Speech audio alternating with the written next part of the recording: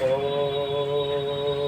विश्वानि देव सवितर्भूतानि परः शुभे यद्भद्रं तन्मे अशुभे। आज की जो मेरी वीडियो रहेगी आर्यवेद दर्शन पर दीपावली का पर्व विश्व के लोग मनाएं, ये अनादिकाल से है। ये दीपावली का पर्व जब से सृष्टि बनी है तभी अनादिकाल से हम ये पर्व मनाते आए हैं।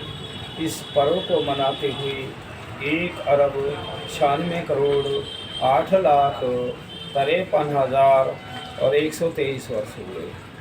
देखिए, मैंने अभी विचार रखा कि ये सारे विश्व के लोग मनाएं। ये जो पर्व है ये हमारा पर्व है फसल के ऊपर। जैसे अभी समय गन्ना है, बाजरा है, मक्का, शकरकंदी, गन्ना, तिल, उड़द, मूंग, बहुत सारी फसलें आई हुई। जब जब भी नवीन अन्न आता है, नया अन्न आता है तो हम पर्व मनाते हैं। ये उसी का पर्व दीपावली का पर्व है। जैसे होली का पर्व भी नई फसल का ही पर्व है, ऐसे ये फसल भी भाई ये खरीफ की फसल है और रबी की फसल है। तो हम इस फसल के उपलक्ष्य में जो परमात्मा ने हमें इस पृथ्वी से सब कुछ मिलाया, पृथ्वी में दिया है, परमात्मा की शक्ति उसकी कृपा से हमें ये सब फसलें जो मिली हैं।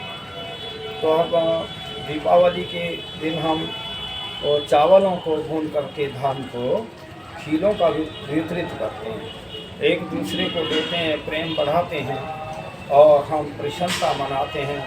कहीं लोग पटाखे छोड़ते हैं और मिठाइयाँ बांटते हैं। तो इसका मूल अगर हम चाहें, मूल उद्देश्य तो इसका केवल जो है ये फसल का पर्व है, ना कि कोई राम की संस्कृति से जुड़ा है। कई लोग कहते हैं राम को जो है आज के दिन राज तिलक हुआ नहीं। भाई राम को जो है जब वनवास को गए थे और राज तिलक की तैयारी थी तब तो चैत का जो नवरात्रि होती है उनमें था।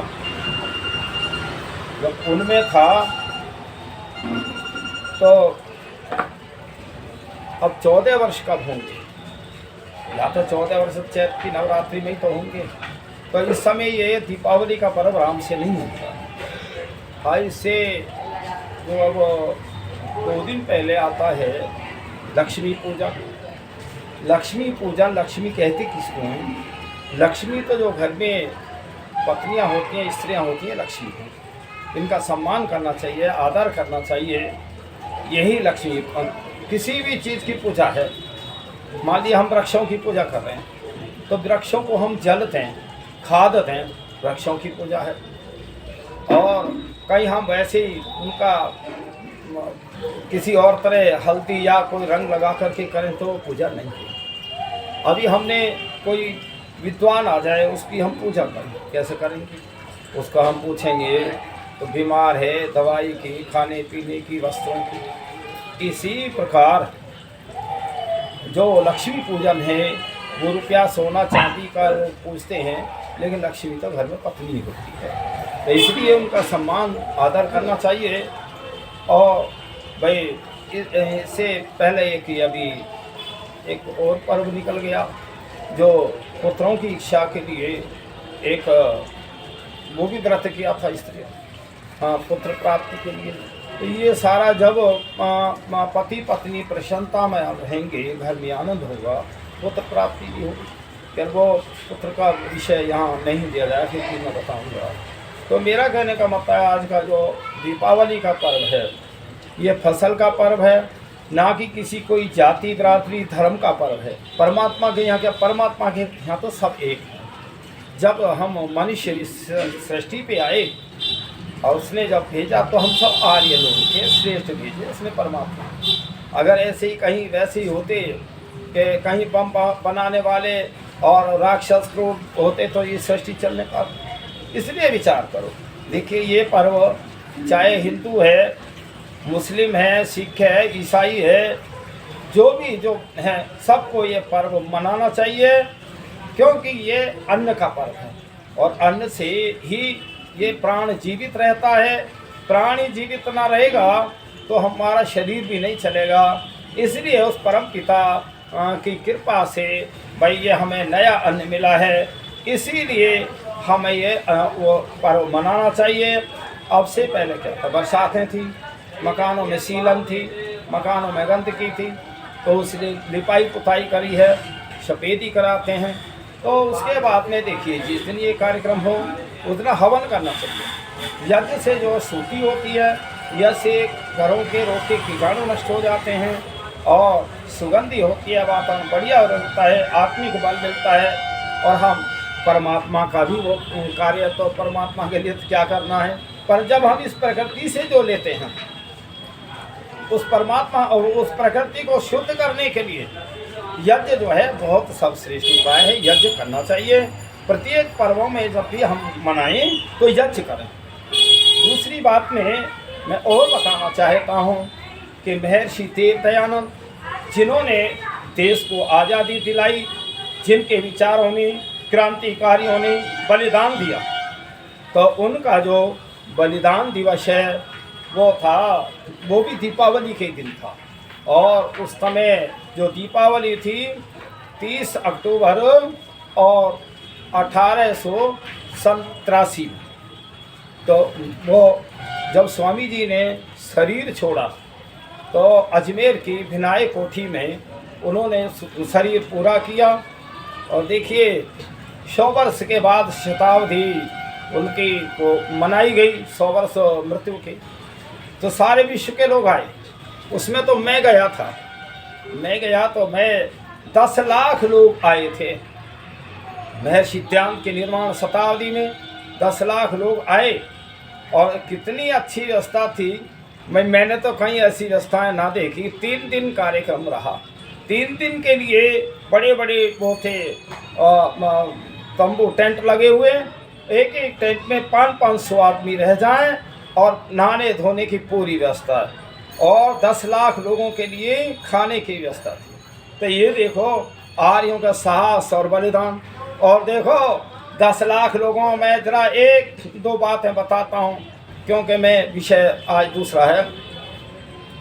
उस समय जो वो थे ना, जो जैसे किसी की कोई वस्तु खो जाए तो वो माइके लगे हुए थे। माइक में आवाज़ लगा रहे थे कि एक सोने का कुंडल है, किसी का गिर गया यहाँ से ले जाओ। किसी का कपड़ा, किसी का कुछ सामान खो गया। तो देखिए इतनी ईमानदारी आप केवल आर्य लोगों में देखेंगे। ये ईमानदारी क्यों होती है, कब होती है, क्यों नहीं होती?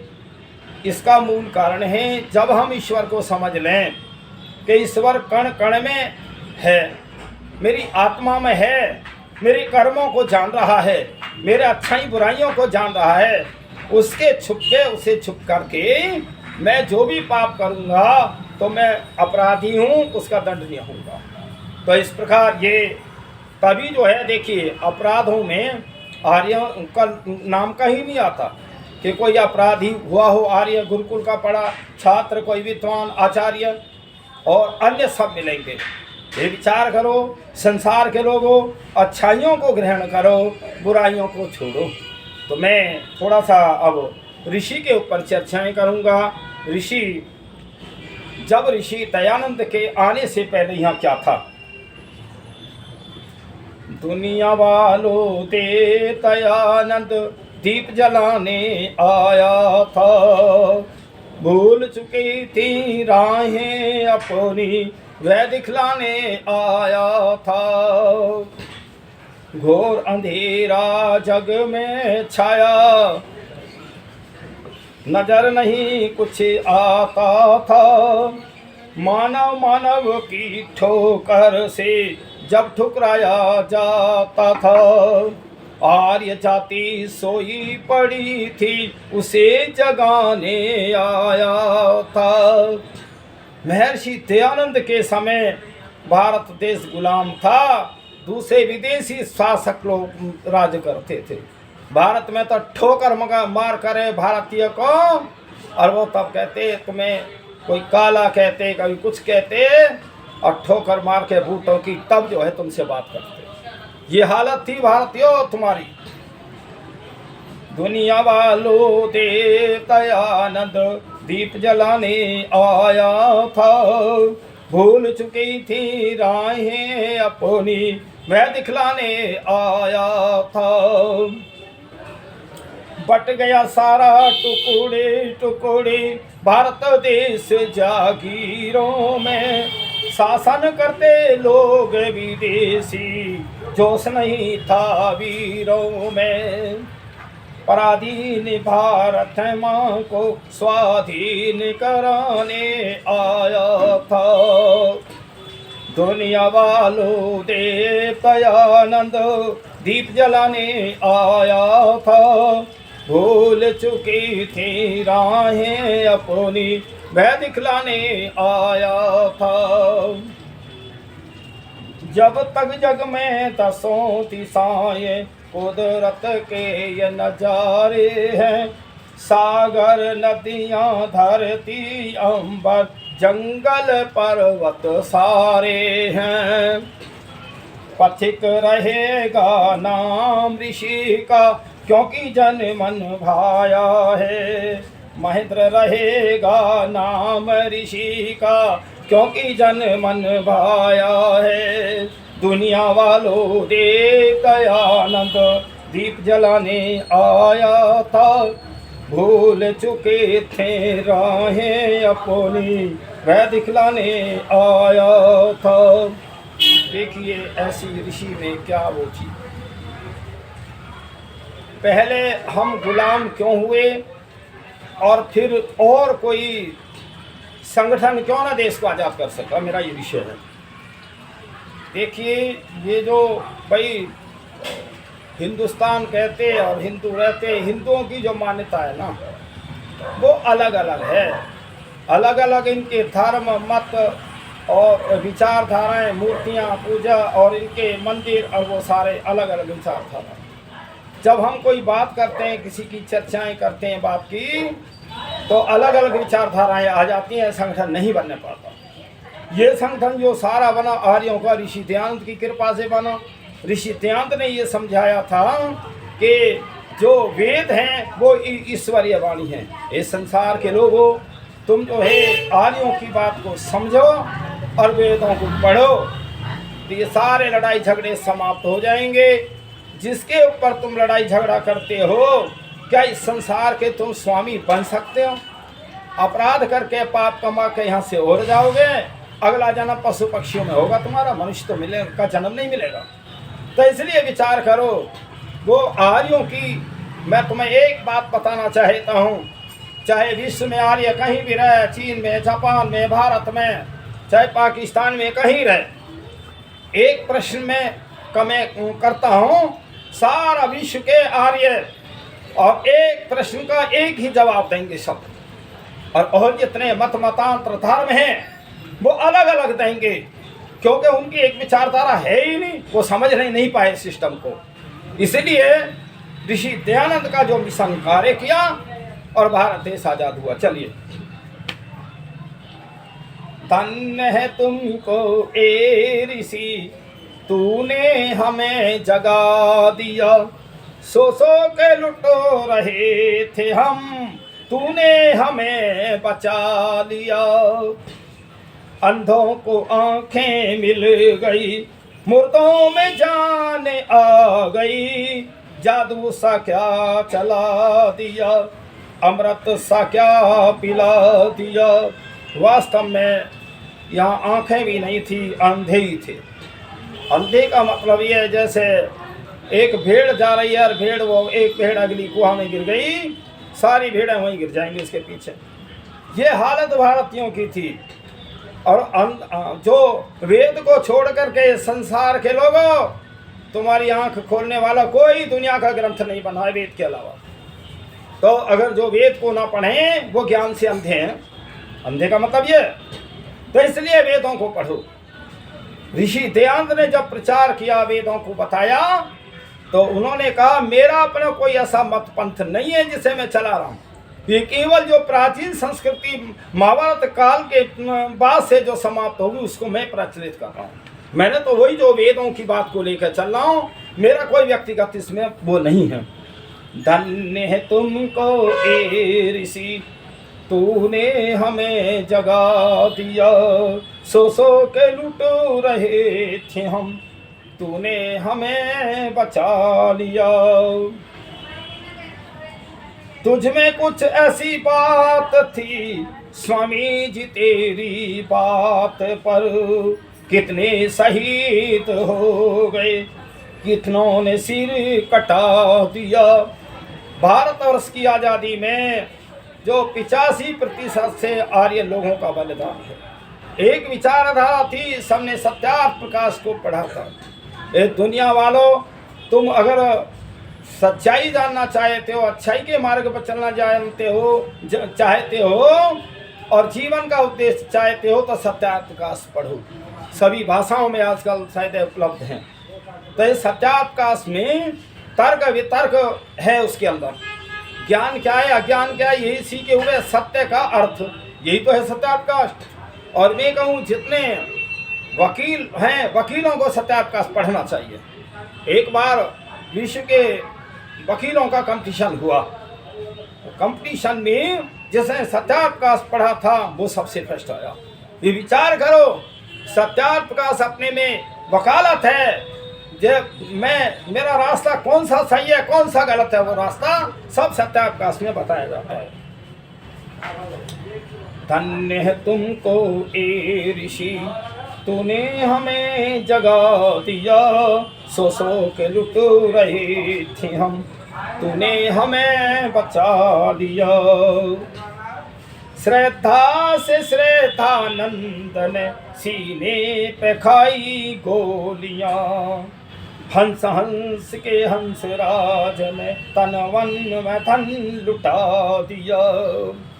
ये वास्तव में भारत के हीरे थे। एक एक उसकी मैं शब्द की व्याख्या करूं, एक एक व्यक्ति की तो बहुत समय लगेगा। इसलिए ये सारे ऋषि दयानंद की बातों को सुन करके और इनके विचार बदल गए। धन्य है तुमको ए ऋषि, तूने हमें जगा दिया। सो सो के लुट रहे थे हम, तूने हमें बचा लिया। अपने लहू से लेख राम तेरी कहानी लिख गए, तूने ही लाला लाजपत शेरे बवर बना दिया। धन्य है तुमको ए ऋषि, तूने हमें जगा दिया। सो सो के लुट रहे थे हम, तूने हमें बचा लिया। तेरे दीवाने जिस घड़ी दक्षिण दिशा को चल दिए, हैरत निजाम रह गया, दुनिया का दिल हिला दिया। धन्य है तुमको ए ऋषि, तूने हमें जगा दिया। सो सो के लुट रहे थे हम, तूने हमें बचा लिया। देखिए, जब निजाम हैदराबाद में सत्याग्रह आर्यों का गया, उस समय स्टेशनों पे पानी भी पीने को नहीं मिला। उस समय मेरे ताऊ भी गए थे तो वो बता रहे थे। तो इसलिए मैं बताना चाहता हूँ, वो संगठन आर्यों का था और वो वहाँ जो है वो जब धरना प्रदर्शन किया तो सारा जो है उसको अपनी सत्ता छोड़नी पड़ी। कैसे कैसे भाई, वो हम सरदार लोहे पुरुष सरदार वल्लभ भाई पटेल हैं, जो 65 रियासतों में भारत बटा था, टुकड़े टुकड़े में भारत था, एक छत्र भारत किया। तो इसलिए ये किसके सारे शिष्य जो भी क्रांतिकारी और जितने महापुरुष हुए सब वो जो है ऋषि दयानंद के शिष्य थे। ऋषि दयानंद की बात को समझा, तब वो एक संगठन बना, तब भारत देश आजाद हुआ। अगला सवाल देखिए, महर्षि देव दयानंद क्या थे। एक भजन के माध्यम से मैं ये बताना फिर चाहता हूँ। तुम बताएं तुम्हें हम दयानंद क्या थे, ऋषि थे मुनि थे कोई देवता थे, बताएं तुम्हें हम दयानंद क्या थे, ऋषि थे मुनि थे कोई देवता थे। अंधेरे में खोकर जो जन खा रहे थे, वह उन गुमराहों के लिए रहनुमा थे। बताएं तुम्हें हम दयानंद क्या थे, ऋषि थे मुनि थे कोई देवता थे।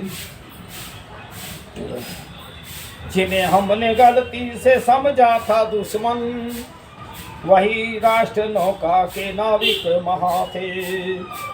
जिन्हें हमने गलती से समझा था दुश्मन, वही राष्ट्र नौका के मालिक महा थे।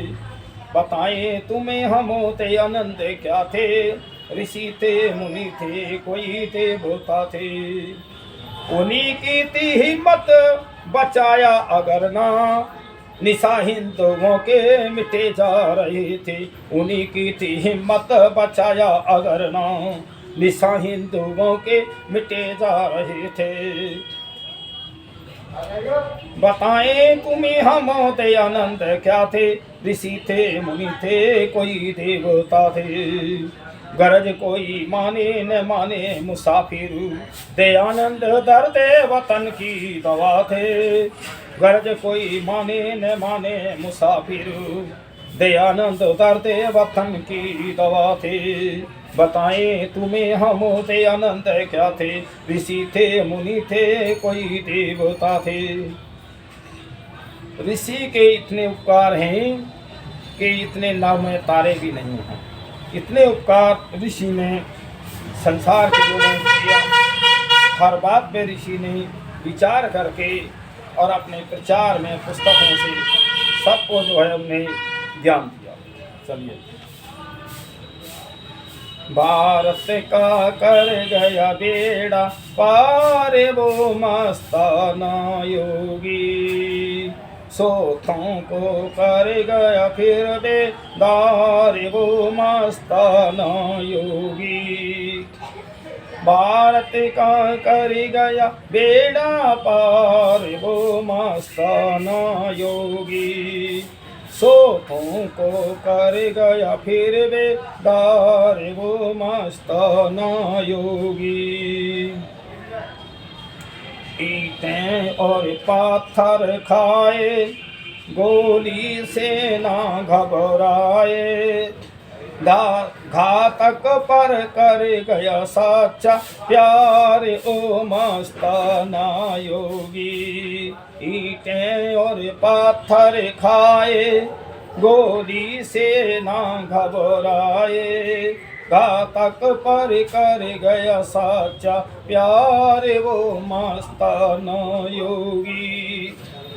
भारत का कर गया बेड़ा पार ओ मस्ताना योगी, सोतों को कर गया फिर बेदार वो मस्ताना योगी।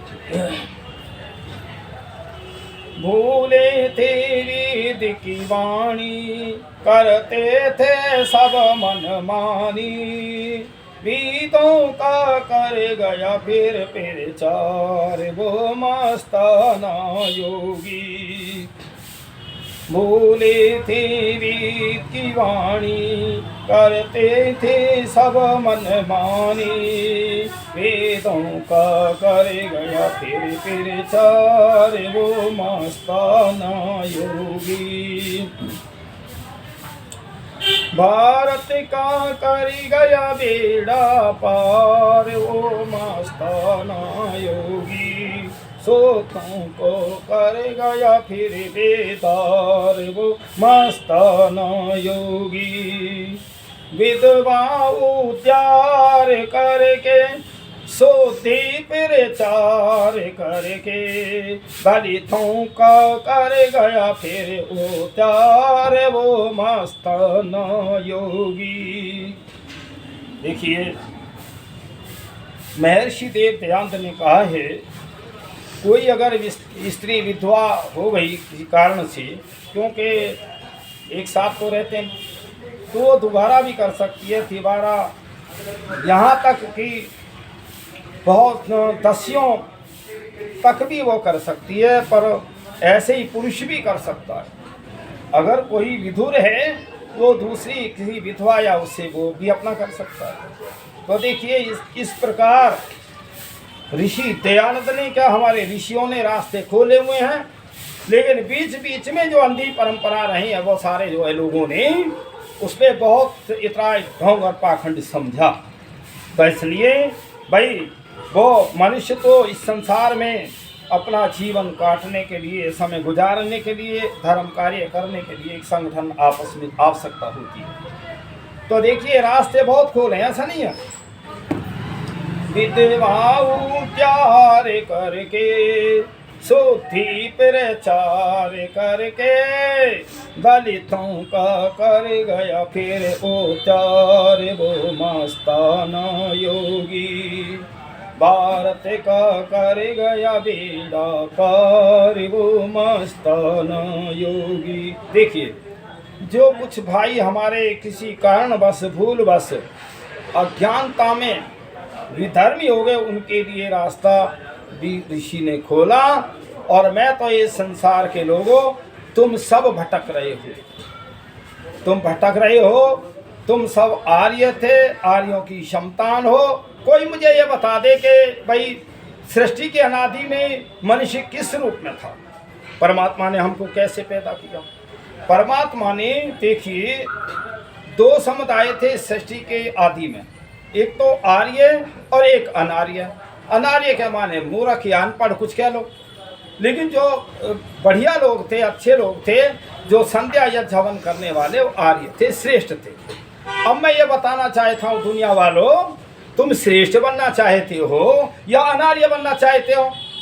श्रेष्ठ बनो तो आओ, तुम्हारी समाज की शरण में आओ, आर्यों की शरण में आओ, वेदों को पढ़ो, वेदों की तरफ लौटो, तुम ऋषियों की संतान हो। अब एक बात सुन, जितने मतांतर हैं सारे, भाई कोई 2000 वर्ष का है, कोई 14 वर्ष का, कोई 500 वर्ष का, इससे ज़्यादा मुझे बता दो। जो ये जैन मत है ये 3500 वर्ष का, मूर्ति पूजा जब से चली है।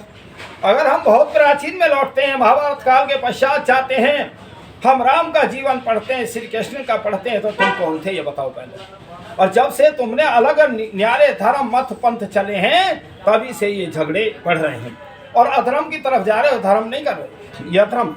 तो इसलिए विचार करो धर्म क्या है, अधर्म क्या है। ये मानव को जो है ये सोचना चाहिए कि मेरा रास्ता सही है और मेरा रास्ता गलत कौन सा है। तो इसलिए ये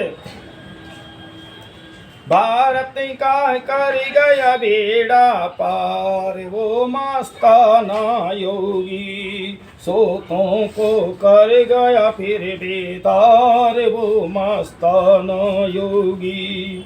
प्रीति का नाम नहीं था, सेवा से काम क्या था, प्रीति का कर गया फिर प्रसार वो मस्ताना योगी। प्रीति का नाम नहीं था, सेवा से काम क्या था, प्रीति का कर गया फिर वो प्रसार वो मस्ताना योगी। भारत का कर गया, भारत का कर गया बेड़ा पार वो मस्ताना योगी। अब सुनिए, ऋषि दयानंद के आने से पहले भारत क्या, मैं तो विश्व की बात कह रहा हूँ, विश्व के लोगों की दशा क्या थी, इस पर मेरा एक वो है। महर्षि दयानंद दया का था सागर, जगत के व्यथा की दवा बन के आया। तिमिर छा रहा अविद्या का भूपर और गगन में दिवाकर बन के आया। ऋषि दयानंद के आने से पहले किसी का खुदा आसमान में पड़ा था।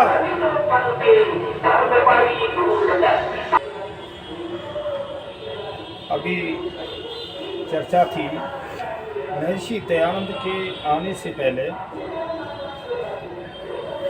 महर्षि दयानंद दया का था सागर, जगत की व्यथा की दवा बन के आया। तिमिर छारा अविद्या का भूपर, गगन में दिवाकर बन के आया। ऋषि दयानंद के आने से पहले किसी का खुदा आसमान में पड़ा था और किसी का प्रभु क्षीर सागर में सोया। धरा पर बहुत ईश्वर लड़ रहे थे, सभी में है व्यापक, ऋषि ने बताया। तो देखिए, अज्ञानता के कारण कोई चौथे आसमान, कोई सातवें आसमान, कहीं कोई भगवान जी क्षीर सागर में सो रहे, इस तरह की मान्यता थी भाई। तो इस पे एक एक शब्द पे चर्चा करें तो लंबी हो जाएगी। चलिए, महर्षि दयानंद का था, महर्षि दया का था सागर, जगत के व्यथा की दवा बन के आया। तिमिर छा रहा अविद्या का ऊपर, गगन में दिवाकर बन के आया। ये मानव भटकता चला जा रहा था, नहीं जानता था किधर जा रहा था। दयालु दयानंद भटकते जगत का सहारा हुआ, देवता बन के आया। ये मानव भटकता चला जा रहा था, नहीं जानता था किधर जा रहा था। दयालु दयानंद भटकते जगत का सहारा हुआ, देवता बन के आया। महर्षि दयानंद दया का था सागर, जगत की व्यथा की दवा बन के आया। तिमिर छा रहा अविद्या का ऊपर, गगन में दिवाकर बन के आया। हमारी सरस संस्कृति मिट रही थी, सरल वेद भाषा विदा हो चुकी थी। और ऋणी हम तुम्हारे, महर्षि हमारे, पुनः भारती को है तूने मिलाया। तो जो संस्कृति भाषा थी, ऋषि मुनियों की भाषा, सब वो जानते ही नहीं थे। हमारी सरस संस्कृति मिट रही थी, सरल देव भाषा विदा हो चुकी थी।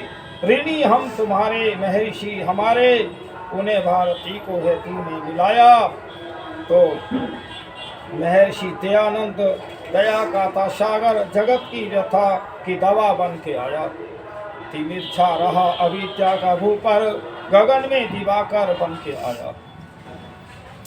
जो हमारी विचारधाराएं थी, थे मस्तिष्क पश्चिम प्रभावित हमारे, बने दास थे हम विदेशी चलन के। तिरस्कृत बहिष्कृत थे हम विश्व भर में, मगर तूने ठोकर लगाकर जगाया। ये मैं तो कहता हूँ, आज हम ज़्यादा पश्चिमी उसको जो है इस्तेमाल कर रहे हैं, जब पहले नहीं थे। पहले तो खुद भारतीय विचारधारा थी, चाहे अनपढ़ ही लोग थे। और आज तो भाई हम दूसरों की भाषा को, दूसरों की संस्कृति को अपना रहे हैं, तभी तो आज ये हाल है दुनिया का। तो हमारे समय जो मस्तिष्क थे, वो पश्चिम दिशा की प्रभावित जो विदेशियों के थे उसमें थे मस्तिष्क पश्चिम प्रभावित हमारे, बने दास थे हम विदेशी चलन के। और तिरस्कृत बहिष्कृत थे हम विश्व भर में, मगर तूने ठोकर लगा कर जगाया। महर्षि दयानंद दया का था सागर, जगत की व्यथा की दवा बन के आया। तिमिर छा रहा अविद्या का ऊपर, गगन में दिवाकर बन के आया। ऋषिराज मेरी यही अर्चना है, तुम्हारे चरण में यही वंदना है। माने न माने कोई वो दयानंद सरल विश्व का तो सखा बन के आए। सारा संसार का उपकार किया ऋषि ने। ऋषिराज मेरी यही अर्चना है, तुम्हारे चरण में यही वंदना है। माने न माने कोई दयानंद, सकल विश्व का तू सखा बन के आया। महर्षि दयानंद दया का था सागर, जगत की व्यथा की दवा बन के आया। तिमिर छा रहा था अविद्या का ऊपर, और गगन में दिवाकर बन के आया। देखिए, महर्षि दयानंद तो ये जगत गुरु थे। सबकी जो कहीं विचारधारा में अंतर था, सबको समझाया। उन्होंने ईसाई मत पे भी विचार दिया, मुसलमान पे भी दिया, हिंदुओं पे दिया, मूर्ति पूजा पे दिया, सिख मत पे दिया। सभी को ऋषि ने ज्ञान दिया। तो जो कहीं हमारी अंधी परंपराएं थी, उसको ऋषि ने सबको बताया। बड़े बड़े लंबे कार्यक्रम होते थे, बहुत लोग एकत्रित होते थे। तो ऐसा नहीं कोई ऋषि एक उसका हो, ऋषि ने तो सारे जगत के लोगों को, ऋषि सबके ही होते हैं। ऐसा नहीं है कोई ऋषि किसी के पटे हुए नहीं होते, ना कोई वो किसी की छल कपट से बात करते। लेकिन जहाँ अंधकार होता है, जहाँ अविद्या होती है, उस पर वो ऋषि दयानंद वो काम करते हैं ऋषि। और एक बात है, देखिए, वास्तव में दयानंद जो महर्षि दयानंद को लोगों ने कहा था कि वहाँ जोधपुर के राजा वहाँ के जो ठीक नहीं हैं, वहाँ मत जाओ। महर्षि कहते हैं कि अगर मेरी उंगलियों की बत्ती बना के भी जला दी जाए तभी मैं धर्म का प्रचार नहीं छोड़ूंगा। खैर वो उसी कारण से वहाँ जो एक जगन्नाथ जो उनका रसोइया था और एक नन्ही चांद वैश्या राजा के वहाँ थी। कारण ये हुआ जब जोधपुर को राजा के पास शिक्षा देने के लिए गए, उस समय जो जोधपुर का नरेश था और जो कहा लोग वो डोली उसको वैश्या को लेकर आ रहे, तो राजा ने कंधा लगा दिया उसके लोग। ऋषि दयानंद को बहुत क्रोध आ रहे, भारत के शेरों तुम्हारी दशा क्या है, तुम कहाँ जा रहे हो, कहाँ विपरीत हो रहे हो। उस राजन को बहुत उन्होंने समझाया, डांट लगाई। उसी उससे जो वो वैश्या नाम की जो वैश्या थी, नंदी जान नाम की वैश्या, वो चिढ़ गई और उसने जगन्नाथ से मिलकर के महर्षि देवदयानंद को मारने का यत्न किया। लोगों ने 17 बार जहर दिया ऋषि दयानंद को, सांप तक फेंके, जलते हुए लक्कड़, और कितनी बार। एक बार कोतवाल ने कोई ऐसा अपराधी को पकड़ लिया जो शरारत कर रहा, और वो हवाला बंद कर दिया। स्वामी जी को पता लगा, स्वामी जी कहने लगे यार छोड़ दो, ये तो वैसे ही अपने डर के मारे कांप रहा है, इसकी आत्मा तो। ऐसा ऋषि था। और देखिए जब उस नन्ही जान वैश्या के कहने पर जगन्नाथ रसोइया ने स्वामी जी को दूध में विष पिला दिया। विष क्या, वो शीशा था। जब ऋषि दयानंद को स्वामी जी की तबीयत बिगड़ी तभी कहा, अरे तू जगन्नाथ, आज तो तूने मुझे कुछ इसमें दे दिया, मेरी तबीयत बिगड़ रही है। बोले तो स्वामी जी मैं तो इतना वो तेज था कि वो उसने बता दिया, स्वामी जी मैंने हाँ आपको वो शीशा पिला के जहर दे दिया। कहा कि वो तैने अपने मर्जी से दिया या किसी के कहने से? बोले नन्ही जान वैश्या के नाम से मैं वो के कहने से दिया कि कुछ लोग लाज के उसने कहा मुझे कि 400 रुपये मिल जाएंगे। तो फिर महर्षि कहते हैं कि तुझे 400 रुपये मिल गए क्या? कि ना रुपया तो ना मिले। फिर कहते हैं कि तू मेरी रुपये की वो थैली ला उठा के 400 रुपये गिन करके और जगन्नाथ को देते हैं। देखिए वो था दयावान जो ऋषि, जो कातिल पे भी दया कर गया और कह रहा है कहीं अन्य दूसरे देश में निकल जा, नेपाल में निकल जा, कहीं निकल जा, नहीं यहाँ तुझे मार देंगे लोग। ऐसा था ऋषि देव दयानंद। उस ऋषि देव दयानंद की निर्माण हम शताब्दी दीपावली को मनाते भी हैं। ऋषि ने बहुत कार्य किया है, हम उनके एहसानों को उतार नहीं सकते। ये भारतवासियों ऋषि का वो मनाना चाहिए। दीपावली के 2 कारण बन गए, एक तो फसल का, एक महर्षि देव दयानंद का बलिदान हुआ। तो इसलिए मैंने आज दोनों विचारधाराएं रखी और सभी जो प्रसन्नतापूर्वक दीपावली मनाएं। और अच्छा ये पर्व फसल का पर्व है, सभी जो है एक प्रेम से सभी को मनाना चाहिए, चाहे इसमें हिंदू है और चाहे सिख है, ईसाई है और चाहे मुसलमान है, सभी को अन्न तो सभी खाते हैं, अन्न से ही प्राण जीवित है। मैं इतना ही कह करके ओम शब्द